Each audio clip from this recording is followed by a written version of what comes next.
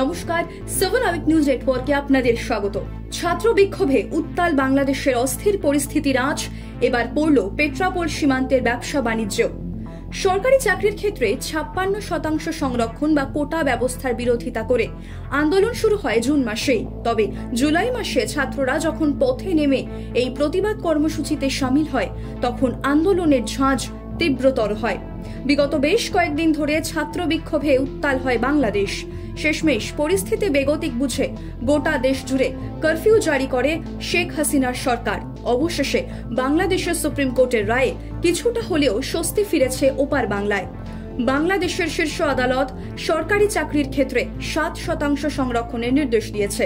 এর মধ্যে ৫% সংরক্ষণ থাকবে মুক্তিযোদ্ধাদের সন্তানদের জন্য এবং বাকি ২% আসন অনগ্রসর শ্রেণী, প্রতিবন্ধী ও তৃতীয় লিঙ্গের জন্য সংরক্ষিত। তবে তাতেও এখনো পুরনো ছন্দে ফেরেনি অশান্ত বাংলাদেশ। আর বাংলাদেশের এই অস্থির পরিস্থিতির প্রভাব পড়েছে পেট্রাপোল সীমান্তেও। সীমান্ত এলাকায় হাতে গোনা যাত্রী থাকায় ধুঁকছে গণপরিবহন ব্যবস্থা। সে দেশে ইন্টারনেট পরিষেবা সম্পূর্ণ বন্ধ থাকায় শনিবার থেকে বন্ধ করে দেওয়া হয়েছে রপ্তানি ব্যবস্থাও। সেই সঙ্গে আমদানি ব্যবস্থা চালু থাকলেও গত রবিবার সকাল থেকে কোনো পণ্যই বাংলাদেশ থেকে ভারতে আসেনি। আর এর জেরে স্বাভাবিকভাবেই ভাটা পড়েছে মুদ্রা বিনিময় ব্যবসাতেও। সীমান্তের এক অটো চালক দীপক দত্ত জানালেন যে প্রবল আর্থিক সমস্যার মধ্যে পড়েছেন তারা। কি বললেন শুনুন। সমস্যা তো পড়বে, আর্থিক সমস্যায় পড়তে হচ্ছে। কোনো টিপ হচ্ছে না, পয়সা করে হচ্ছে না, গাড়ির পয়সা এসে টিফিন করে চলে যেতে হচ্ছে। এই এখন তো না আসছে না তো, ওই সকালে কিছু এসেছে আর তো আসছে না।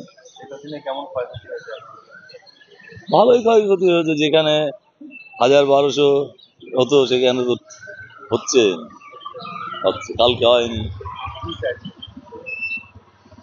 কি বলবো, স্বাভাবিক হোক পোর্টটা, আমরা সবাই যারা খেতে খাওয়া দাওয়া করি তাদের জন্য ভালো চলে, এই চাইছি। এদিন দেখা গেল পেট্রাপোল সীমান্তে সারি দিয়ে দাঁড়িয়ে আছে ট্রাক, শুনশান বন্দর এলাকা। বাংলাদেশে এখনো কারফিউ জারি থাকায় পেট্রাপোল সীমান্তের চেনা ব্যস্ততার ছবিটা যেন উধাও হয়ে গিয়েছে।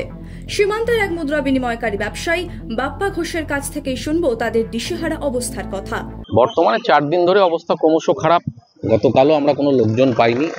আমরা মূলত মুদ্রা বিনিময় ব্যবসায়ীর সঙ্গে যুক্ত, কিন্তু এলাকায় তো শুধু মুদ্রা বিনিময় নয়, তার সঙ্গে আমাদের এখান থেকে প্রতিদিন বেশ ১০ থেকে ১২খানা বাস চলে মিনিমাম, এবং সেই সঙ্গে আমাদের একটা ট্যাক্সি ইউনিয়ন আছে, এখানে টোটো ইউনিয়ন, আমাদের যে অটো ইউনিয়ন আছে, আমাদের ট্রেন পর্যন্ত পরিষেবা দেয়।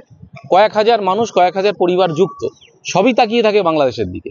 এবং একদিন পরে তো এক্সপোর্টও বন্ধ হয়ে গেল, সুতরাং সেখানে লেবার থেকে শুরু করে অন্যান্য বিষয়ে যারা আছেন, ট্রাক মালিক আছেন, সঙ্গে যারা ক্লিয়ারিং এজেন্ট আছেন, এক্সপোর্টার আছেন, সামগ্রিকভাবেই একদম ক্ষতিগ্রস্ত। আমরা একদম চুপচাপ বসে আছি, কিন্তু আসতে হবে প্রতিদিনের মতন, দোকান খুলে বসতে হবে। অবস্থা বাংলাদেশের যা রায়, যেটা আমরা দেখেছি, আমরা আশাবাদী, কিন্তু সেই রকম কোনো কিছু কিন্তু আমরা পেট্রাপোল বন্দরে দেখলাম না। যে আজকে সকালে অনেক লোক এলো, অন্তত অর্ধেক লোক এলো, 25% লোক এলো, কোনো লোকই কিন্তু সেইভাবে আসেনি। মানুষ কিন্তু আতঙ্কে বেরোচ্ছে না। হ্যাঁ, কারফিউ আছে তো, মানুষ আতঙ্কে, মানুষ কিন্তু বেরোচ্ছে না।